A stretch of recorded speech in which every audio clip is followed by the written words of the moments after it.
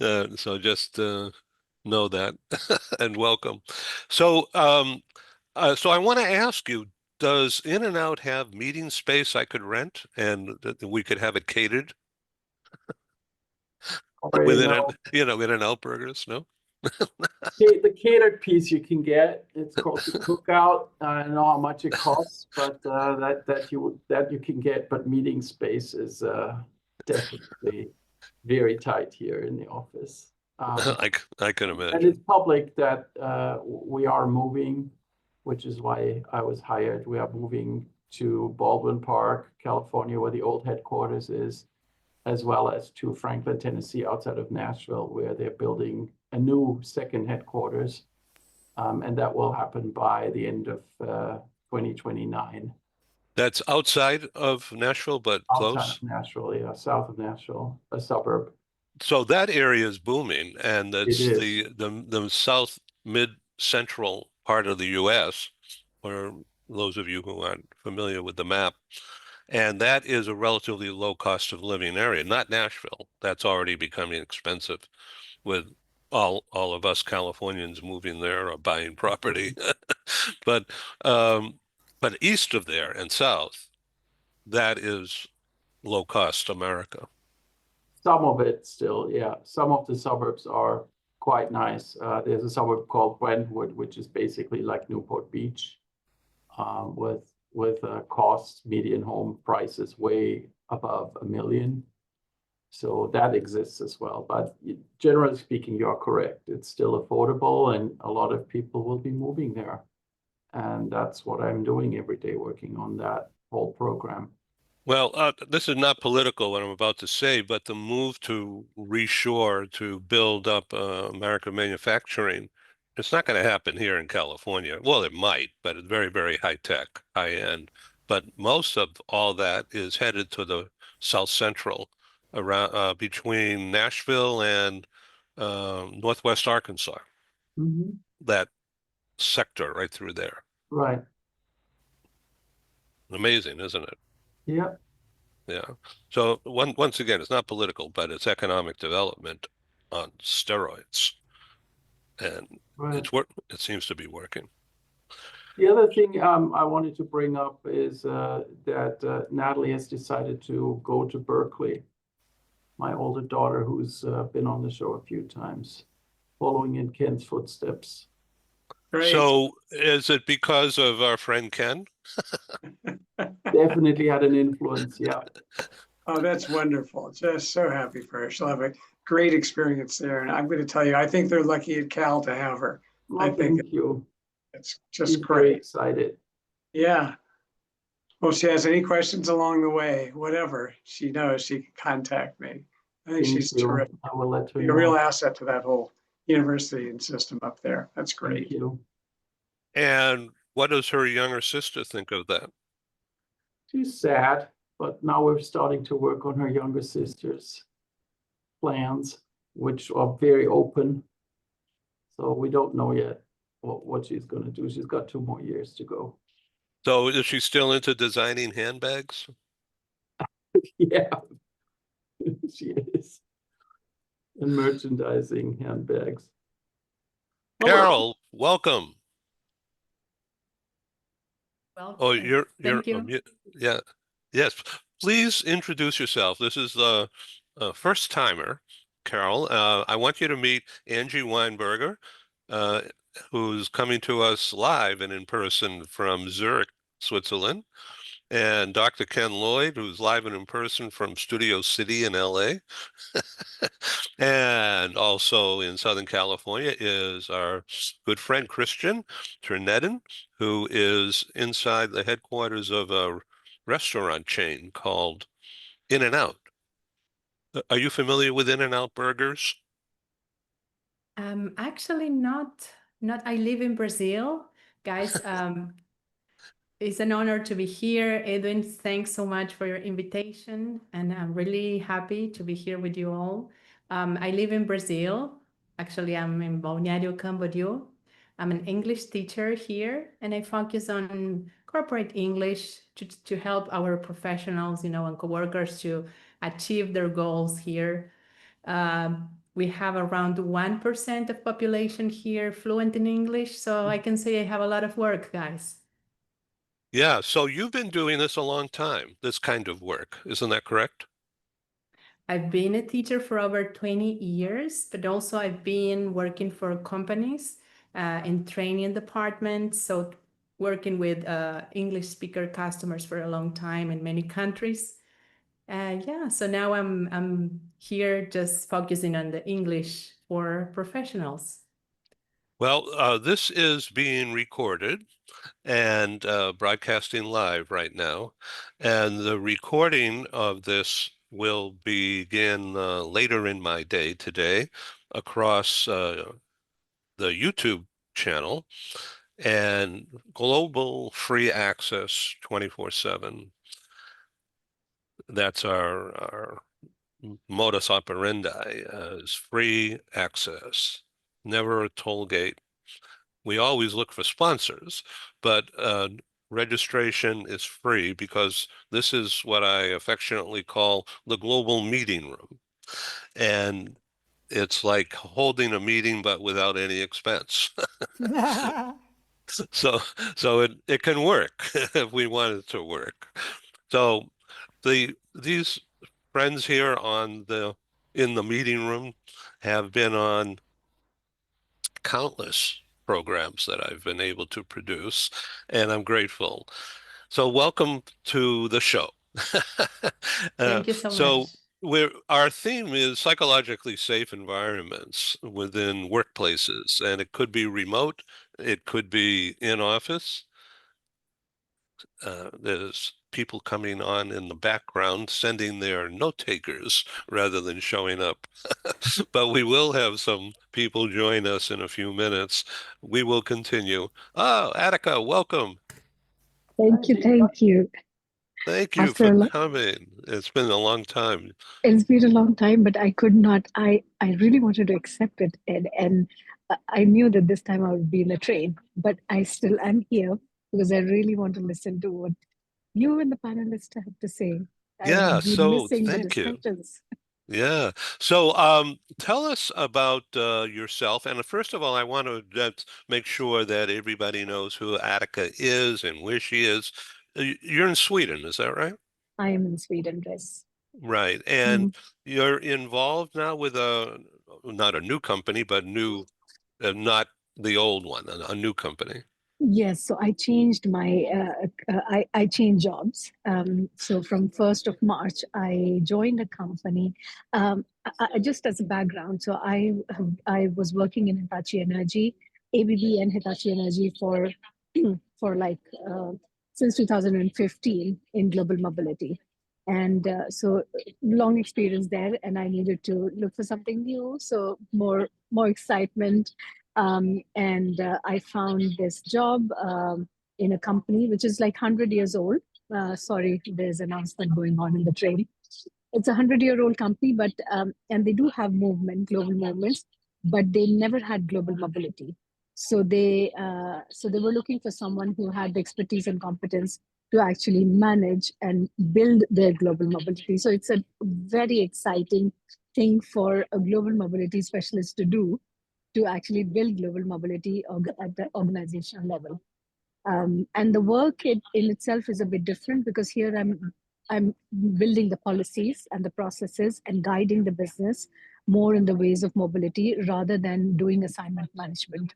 So it's like I'm at the headquarter level guiding the organization, because they do have moves, but they don't have like more in a compliant way how to do things and how to categorize and how to build policies around the business needs. So it's a I very am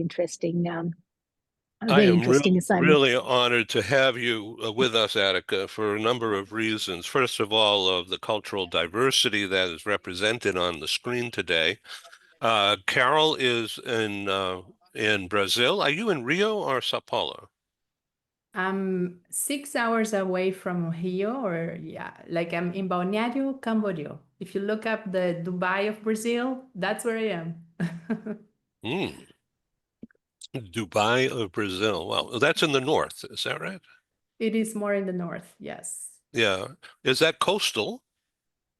We have, not extreme winters or extreme summers, so it's very pleasant through all the year. So that's why I chose this place to live. The weather is so good, the nature is beautiful, people is very nice too. Oh, it's so nice to have you. Thank you. So part of the success of this broadcast over the past 5 years, I started this in March of 2020 when COVID crashed into my 30 years of doing live meetings and events, and poof, goodbye. So I had to figure out how to capitalize on contacts that I've been fortunate to have developed over the years. And a friend of mine uh, is a radio show engineer, not a broadcaster, but an engineer. In other words, a guy pushing the buttons behind the scene for a company that at the time, not his, he worked as chief engineer in a program called World Talk Radio. And so what was that? Well, it was a radio show, but rather than 103.1 on the dial in your local community, worldwide and free. So he says, this is what you need to do. And so we started doing radio shows in 2011. And we've done a couple of hundred. And then COVID hit. And he says, you got to get friendly with the camera and learn how to do this. And so I took some lessons and watched a lot of actors. In other words, TV news anchors delivering news broadcasts and how they did one-on-one interviews and how they did remote discussions and things like that. And so here we are today. More than 1,000 editions have been produced. Carol, this is number one for you, and I welcome you to think about getting involved.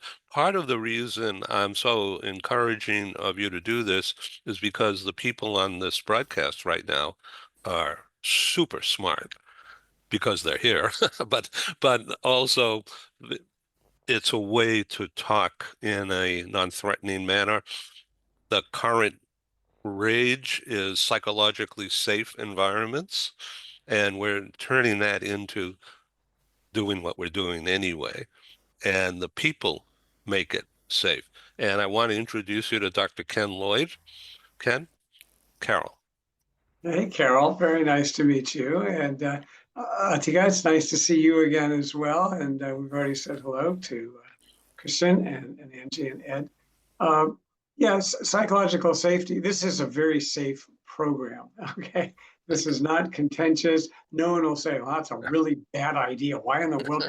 It's just the safe environment, psychologically speaking, is an environment where everyone is free to present their thoughts, ideas, suggestions, input without any fear of reprisal.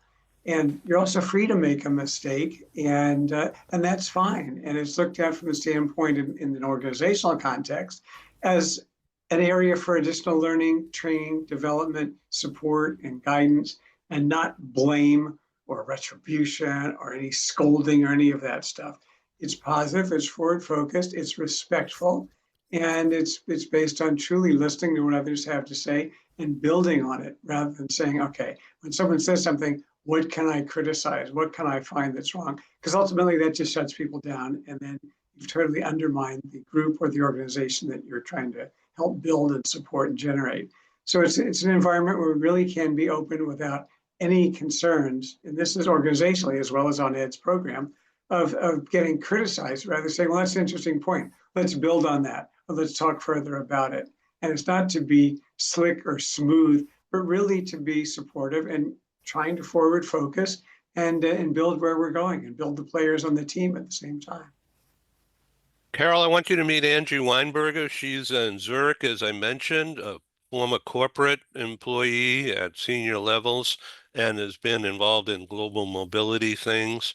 And Angie, why don't you do a lot better than I just did and talk about your red couch? Ed, you did perfect. So, Carol, we have not met. I think in the background you see the red couch that has featured amazing people, almost everybody here. Attica, I'm still waiting for you to tell me when. To tell me when. Carol, you will be invited as well. So I'm learning here from the big master Edwin to interview people, but I just do like one-on-one talks, and the red couch is like the backdrop. It's the furniture that I've had for the longest time in my life, basically since I was 8, and it's been moving around the world with me. And speaking of psychological safety, this is the place where I feel like the safest and the coziest, and where I chill normally. So before we get started on psychological safety, I just wanted to say, Ken, I finally received your book. Oh, you I are don't so know why it took weeks. I guess maybe I wasn't ready for it, but I finally received it through the book channel. So this is my next book to work on and to talk to about with my clients. Carol, I'm a coach mainly. I'm also a global mobility. I call myself a global mobility Yoda. So similar to what Attica has been talking about. I used to work in the corporate global mobility field, and I still teach in the field for more junior professionals. And sometimes I work on policies and strategic topics with people in the field, especially here in Switzerland. But I spend about 80% of my time coaching expats and internationally mobile professionals. Let me jump in and make a point for Carol and for the audience out there. The 3 I's. This is all about psych safety, isn't it? Yeah, so shall I say something funny? First of all, when I heard the term psychological safety for the first time, that was in 2022, we were still in a pandemic and the war in Ukraine had just started. And we probably also had one of those shows with you, Ed. But I had a very hard time, for the longest time, to understand the difference between trust and psychological safety. And the thing is that I am a German native speaker and not an English native speaker. And German has a lot less words than English. So sometimes there are 5 English words and there's 1 German word. So sometimes it takes me a bit longer to get what really the difference is. Yeah, so in German it would all be the same. Like it would be like Vertrauen, we would talk about trust. And one is a bit more inward and one is a bit more outward. Yeah, so I understood, I got the concept, I learned about it, I used it, and then I thought, but where's the cultural component here? Where's the component that is really, really one of the drivers for stress in mobility? The cultural differences. And I have to tell you, Amy Edmonton did not think about culture when she created that concept. So I think that's important to understand. That concept is an American concept that lands well in a universalistic, individualistic cultural framework where we talk to each other eye to eye, but it probably doesn't work in every different culture. That's one thing that I just wanted to say. Thank you. Christian Ternetten is originally from Switzerland, Carol. Has been in the U.S. a number of years. Christian, welcome again. Thank you. So yeah, So, yes, go ahead. Want me to introduce myself? So I've been in global mobility for 14 years, been in Southern California for 25. And as of 4 months ago, I've started at In-N-Out Burger, as Ed mentioned. And as the mobility supervisor, I have a related task than Attica, except that mine is A, purely domestic, so it involves home sale, and B, it is there was a relocation foundation of sorts. There are policies, but it's now a matter of developing them further and executing on this group move. to Tennessee and the general expansion that In-N-Out is famous for. They're opening restaurants very, very quickly because they're very successful. I also wanted to add something for Carol. So my middle brother was married to a Brazilian and lived for a while in Quirinopolis, Goiás. And that was an environment, it's very rural, and basically hardly anyone spoke English yet. I think he met a doctor who did, but he had no choice but to learn Brazilian Portuguese rural dialect so that people could understand him. And he told me that one time there was a gentleman who said, "You speak different. Are you from the north of Brazil?" Because he had no concept of somebody from Switzerland so far away learning Brazilian Portuguese rural local dialect. So That's that tells you a little amazing. bit about the English speakers in Brazil, particularly in a very rural environment where it's all about sugarcane and there was rainforest, a few decades ago. So how was his battle with psychological safety or lack thereof? He had to adapt very, very quickly and feel safe in an environment that's just very alien. But he had his now ex-wife's family to rely on as well, and they open up their home and welcome him with open arms. And the fact that he learned the language quickly and adapted, it helped a big, big deal. So I want to jump in here and just say, please use the chat down below and share contact information because these relationships could last forever, starting today. Let's build more rapport. So when did you first learn English, Carol? And how did that happen? So many years ago, I went to serve a voluntary mission in the United States. I lived in Washington, D.C. for 2 years. And I previously studied English at school, but it's not the same as when you go to the country, you speak with people. And this is where I really had my immersion in the language, in the culture. Then I returned to Uruguay and started to work for an American company. So I practiced my English there a lot. And I also experienced, as Angie mentioned before, this cultural difference, right? When I was in the United States and I couldn't speak in the first days, and it was like a barrier for me, really. And I nowadays I can relate with people that is in the same position, that they know the language, but they don't feel comfortable enough to speak.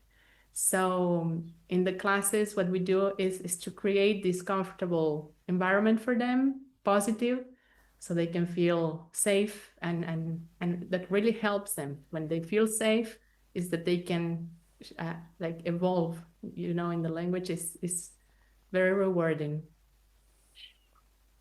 Attica, let me ask a question to build on what Carol was just saying, and what Angie was just saying, and what Christian and Ken was just saying. So are you a teacher at the C-suite level? Are you teaching the executives about what's required? Yes, in this position, yes. And that's the thing, that when we talk about psychological safety, we also need to think it from the perspective of when you teach someone something or you advise, and they need the way that you do it. It should not make them feel that, oh, we didn't know, or then they take a corner, and then the message is not well received. So you need to come from a place that you build a rapport, you engage, and then it has always got to be a two-sided inputs. So and that's my basis to go forward. So I invite the business, and then kind of go from what they know, what they wish for me to do for them, like create create things and how to create policies and take their inputs so that they feel comfortable that yes, they are also contributors. So they are in the safe zone that they can say anything that, okay, this is what we want. Might be possible, might not be possible, but this is very important that they can open up and say without feeling that I'll be judged for putting something out there which might sound stupid or something like that. Oh, Yeah. and the hearts. Look at the hearts floating. Wow. That's great. It's like balloons. So Attica, are you commuting into the office? This part of your hybrid, being on the train? Where are you going? Yes. So I live in Westeros and the office is in Stockholm. So this is my second time that I have been in 3 months because they are extremely flexible. And so when I can make it, then I make it. Otherwise, work from home. But you know how it is. It's after COVID, everything opened up. People realize that it's okay to work from far. So so I'm mostly working from home office. But then, of course, coming to office for certain meetings. We had a council meeting today, so I came, and then it's always better to meet people face to face, of course. But yeah, and Västerås and Stockholm is not far. It's like a 50 minutes ride by train, 55 minutes. So it's not a difficulty at all. So you've been on about 15 minutes so far, so that means that you're going to have to get up and leave. No, 55. Oh, 55. Okay, great, great. Okay, so as you see, I'm getting closer to the camera, so we're going to be face to face. Yeah. Oh, that's funny. I'm trying to be funny. Okay. So, Carol, is your work all remote, or do you have in-person contacts too? So after pandemics, I just started 100% remote. Eventually, I do some reunions with my students. Sometimes we get together to have coffee. A couple of weeks ago, I was in LA, actually meeting some of my students, and in Florida, in Miami too. So, but 100% is remote. And whenever you guys have the time, I'd like to ask you, what helps you guys to feel good in these times we live, like connected all the time, so much information? Like, what is it that helps you to feel safe and to feel good? Ken? That's a wonderful question. It's I kind of look at it in two ways. Internally, to help yourself feel better, I've been interested in a long time in mindfulness, which is really, let's focus on the moment of all the, here we have a lot of crazy things going on in the US and the world today. It's very easy to get so caught up in it that it starts to be a little self-destructive. To just stop, get into the moment. What am I hearing, thinking, feeling, sensing? Stop thinking about what's happening tomorrow, what's going on in Washington, D.C., what's happening. And it's too much. And then the other thing to feel better is to engage in activities that you find to be personally fulfilling, physically as well as mentally, getting out, walking, exercising, and mentally engaging in programs like this, seeing wonderful people. And I've had the pleasure of in person with some, and it's just nice to have that social contact with good friends and with family, and to try to engage in actions and behaviors that are personally fulfilling and rewarding, that really fulfill your passion. You're not doing it out of obligation. I got to do it, or I'm on the time clock. But whatever you enjoy, what is it that brings you some personal satisfaction as well? We all have our different interests and needs. I personally love to write. To me, the blank page is what's going to happen here. And if I'm writing something that's on a fictional basis, I want to see where it goes and how it gets there. And nonfiction, just doing some research, and also it's satisfying to find what it is that satisfies you internally, and then being with others, people you care about. And certainly, finally, I've got 2 points. One is to be grateful. I think gratitude is extremely important. and to look at what we are thankful for experiencing and having and being around. And then to just make sure that we are fully engaged with others. It's easy. While mindfulness is important, to not be your whole way of life, but rather to make sure we are engaging with others that we care about and who care about us, and to do things differently. Get a little bit out of your comfort zone. I haven't tried this or that before, and see what you feel about that as well. And those are just kind of overarching thoughts about how to get through all of this and build from there. Yeah, I see Christian. Kristen. Yeah. So for me, this is great, a great question. And as far as mindfulness is concerned, I'm still trying to work to get that more incorporated, not forget about it, which will probably take me a very long time. But this environment that I got into at In-N-Out has been very, very supportive. And thinking about all the times I was on Ed's show and discussing either that topic or similar topics, I thought this is what it's really like. It's to be in a new environment where you're being told very often and in various ways and by various people that your expertise and your opinions are appreciated, that they are helping the enterprise, and that you are an important part of a bigger team and of a bigger effort.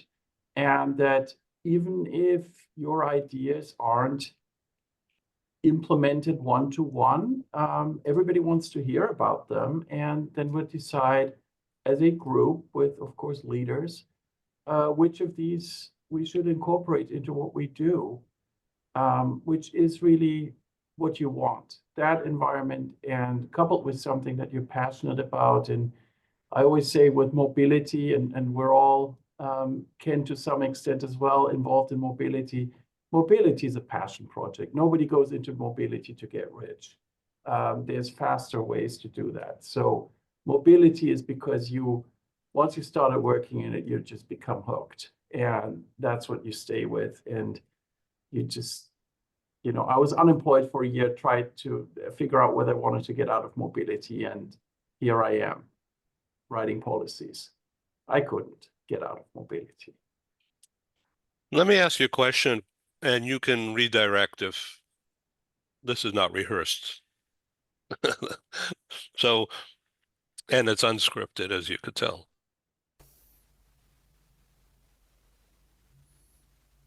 Like your home life, you were working from home a long time.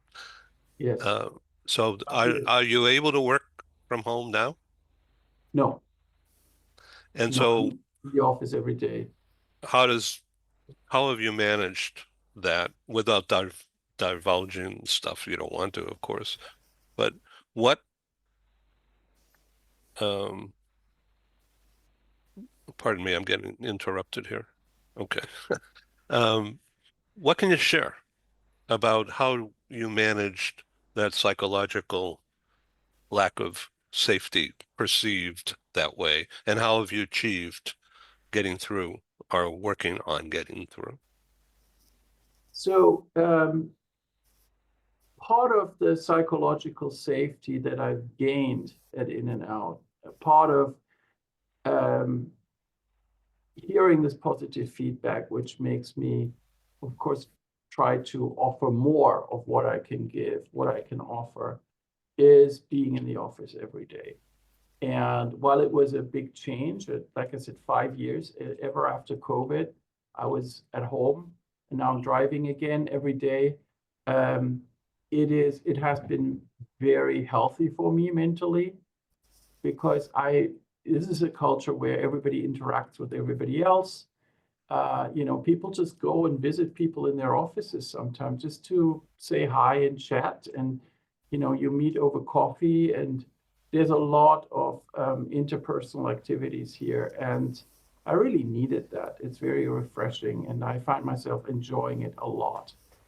Not that yours shows weren't enjoyable, Ed, they were, but real life has some advantages as well. And yeah, I really enjoy it. It is, for me, it is part of feeling safe in the workspace. in an interesting way, that it is one-to-one. It's real life. So thank you very much for sharing. I'm sure everybody can say something about what you just said, but I'm trying to reconstitute or recreate live meetings in sync with the remote, and in fact, having a remote section within the live meeting. Why? Because, well, I like doing it, and I know how to do it, but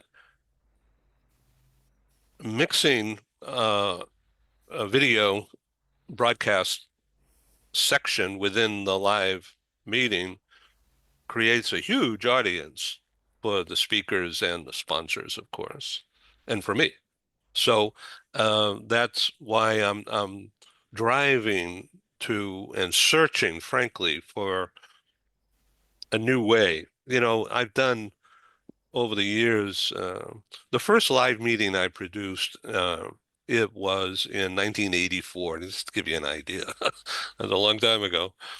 And that was inside the LA Chamber of Commerce, LA Economic Development Corporation. And they were my partner in a magazine called California Bound Relocation Guide that I created, and was super successful from day one because of the need of companies to recruit people. And like me, I was a stranger from Boston, parachuting into West LA.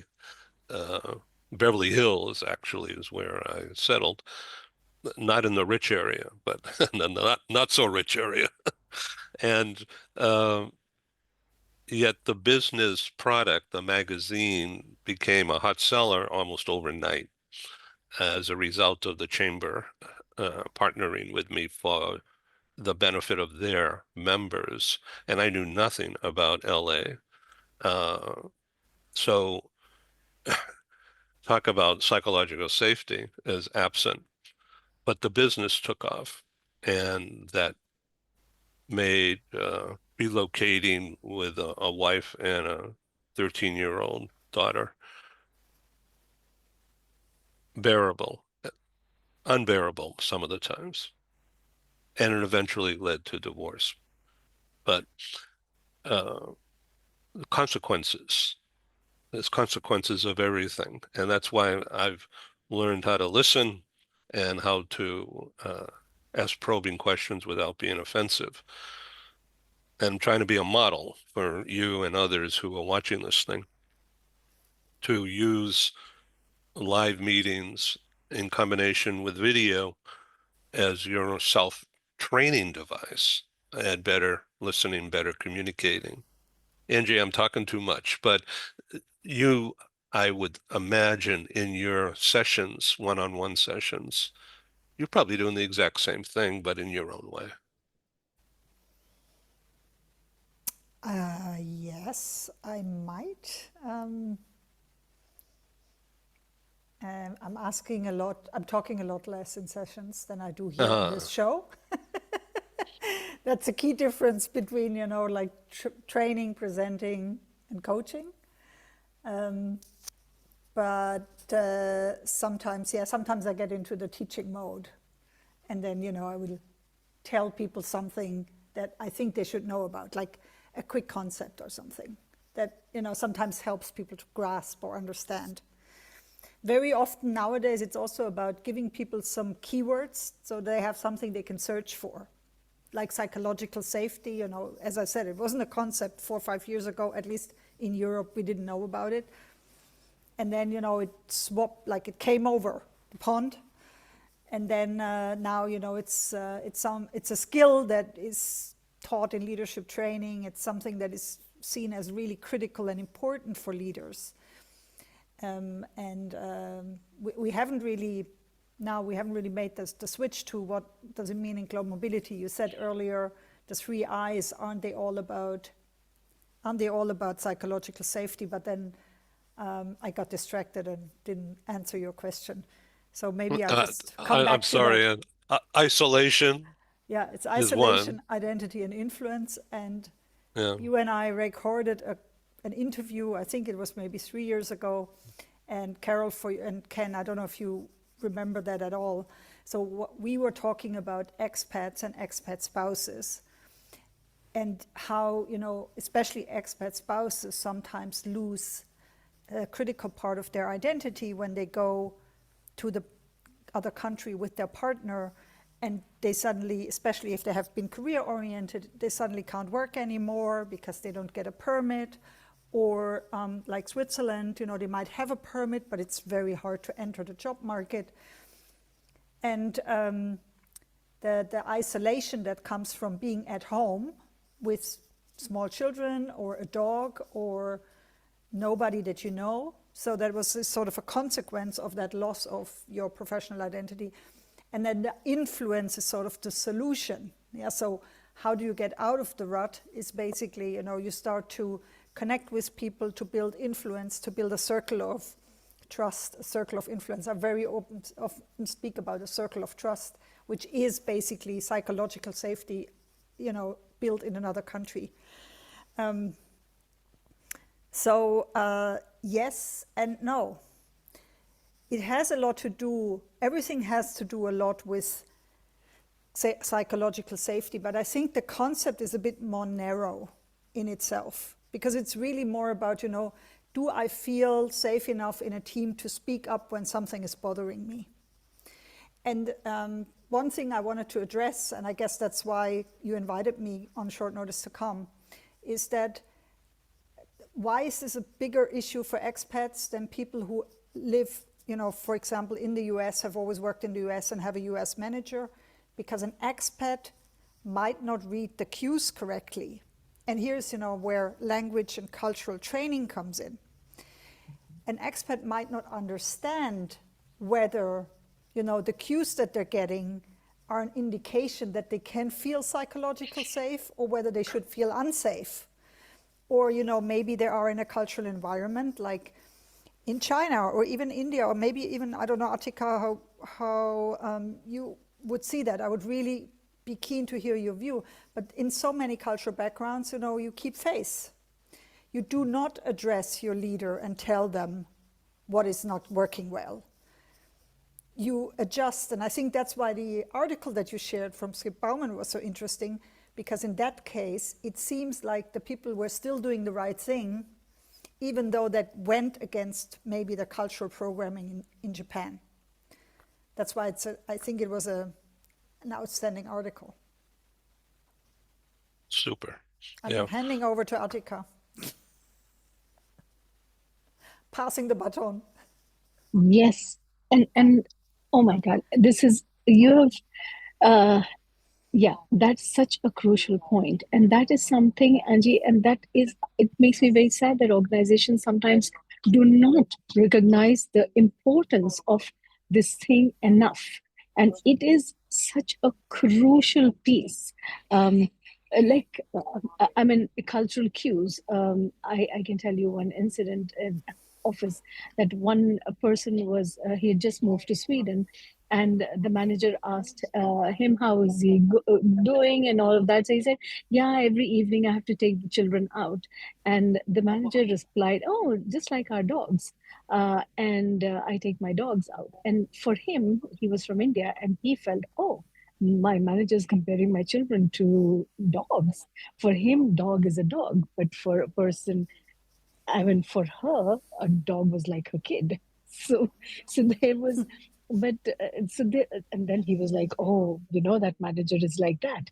But it was, so there is a lot of cultural cues, and this is something that needs to be addressed for all kinds. If it's like a permanent hire, or if it's just a short-term, a local move, short-term international move, like for a year or two. But this cultural thing is so important, and that is why I keep pushing in my new organization. Also, we have recently acquired a mine in Portugal. And cultural training was the first thing that I told them that you should, organization-wise, for managers and for employees, we have to have cultural training because this is such an important piece, and we often miss that. So cultural training, how did you define that for the C-suite? what does cultural training mean? Cultural training can involve many aspects. So first of all, I mean, if it's personal, professional, and how, like for example, how if I take the case of Portugal, so there is no hierarchy in most of the companies in Sweden. There's a flat structure, and but again, Swedes are very non-confrontational. So if someone feels something, they might not outright say it to a colleague or a manager. They don't like confrontation. But for Portuguese, it's like warm-blooded. So they are like in the open, and they have a lot of hierarchy. So cultural training should address what are the cues that you have to be careful of, what you should look out for personally, both as professionally, so as not to offend the other, so as to open pathways rather than close them by a casual word here and there.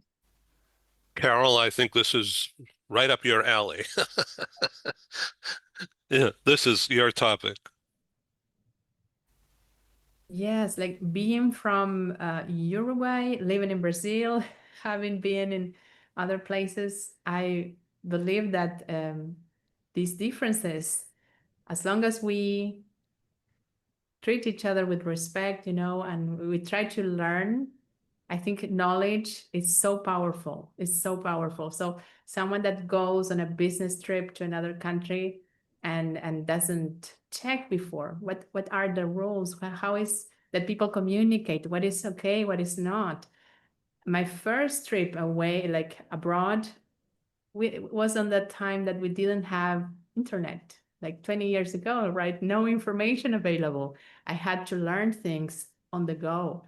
So one key and one great benefit for our professionals nowadays is that we have this information. We can help each other to prepare for this. At the end, we're all humans, right? It's just that we come from different houses.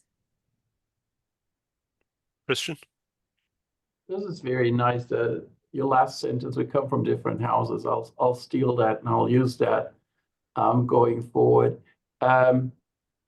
With my experience, it's kind of interesting because while I'm definitely international and always talk about my background as well, I'm in a company now that is on the surface very American.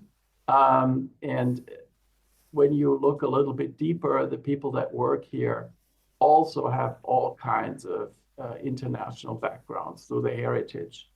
And it is a lot of fun to play with that and ask them questions, to your point, Carol, to learn from them. So, how did you celebrate Memorial Day? I had a family event. So what did you eat? And then, you start. Food is definitely, discussing food is definitely a way to learn more about somebody else's culture and what cultural influences there might be. And there might be several different ones. So it's not necessarily that you're in an international environment at first sight that you see this.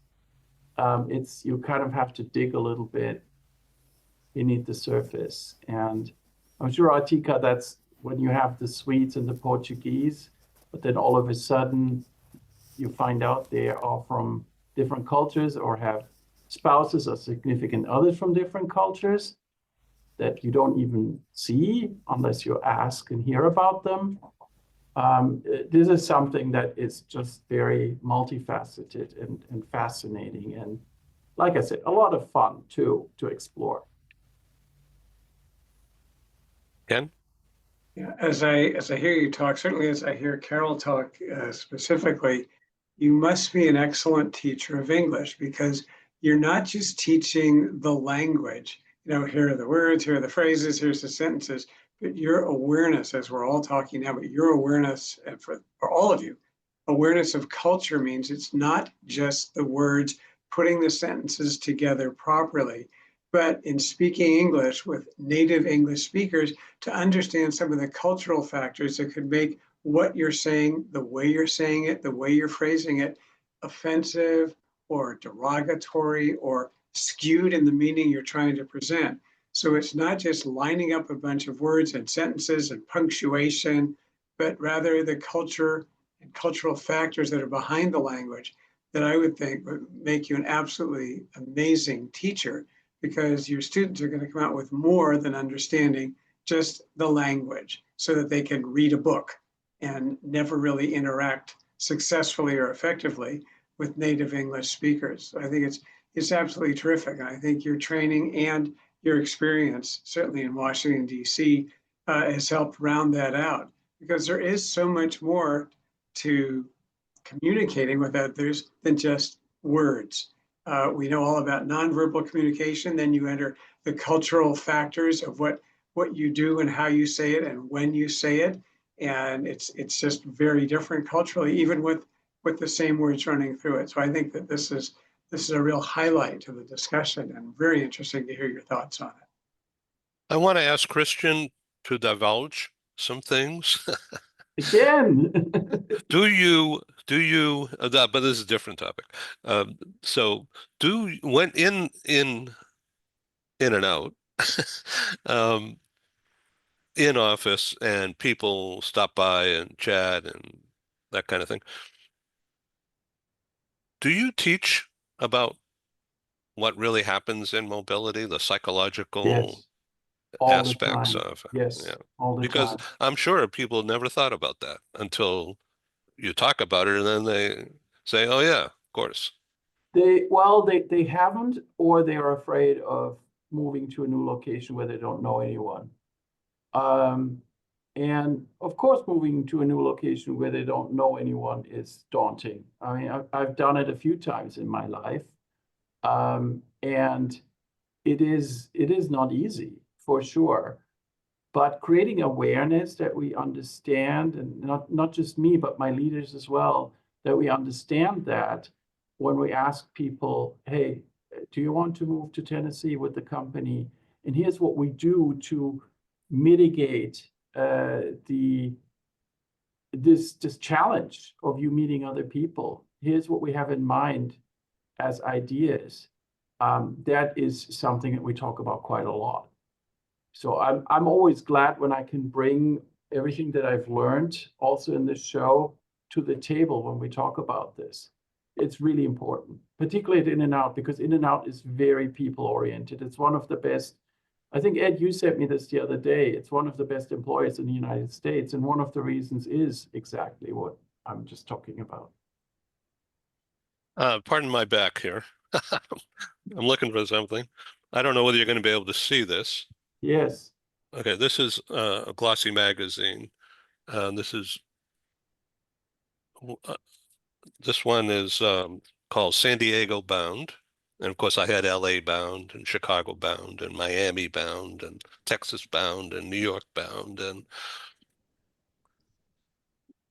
the group was called US Bound.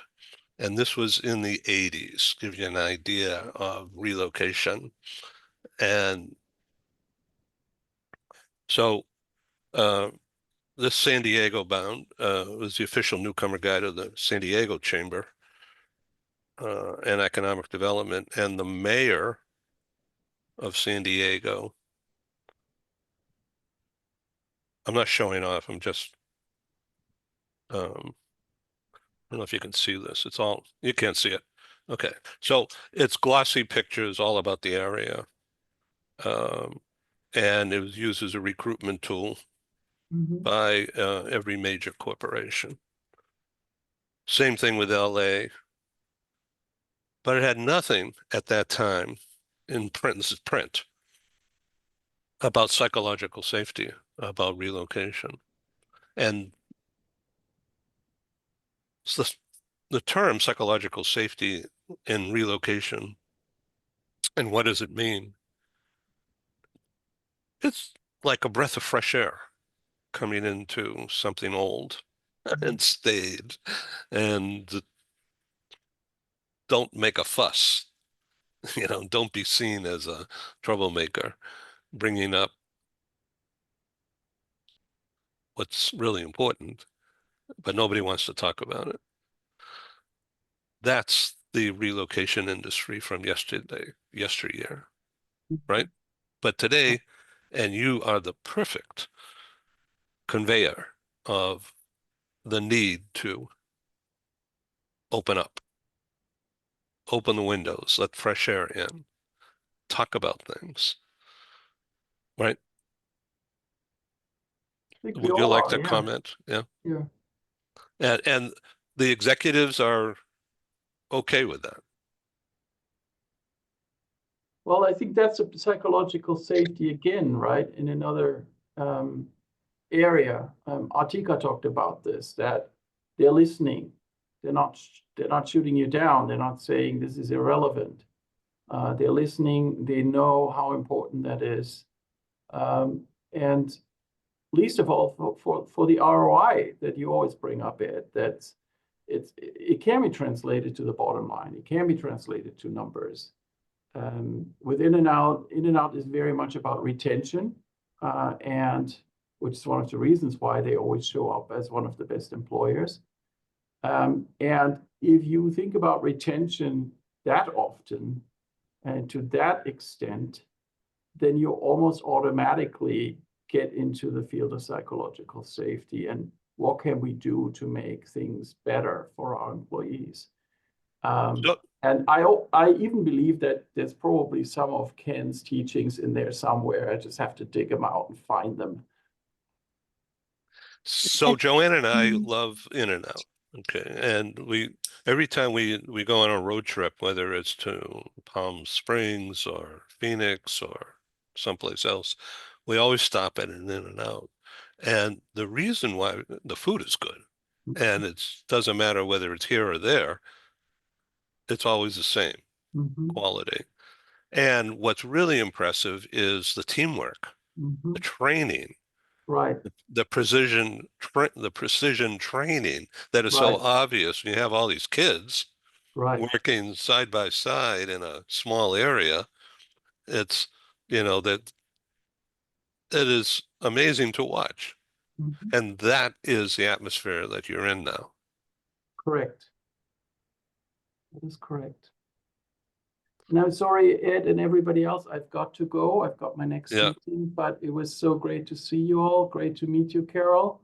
And I'll be back soon.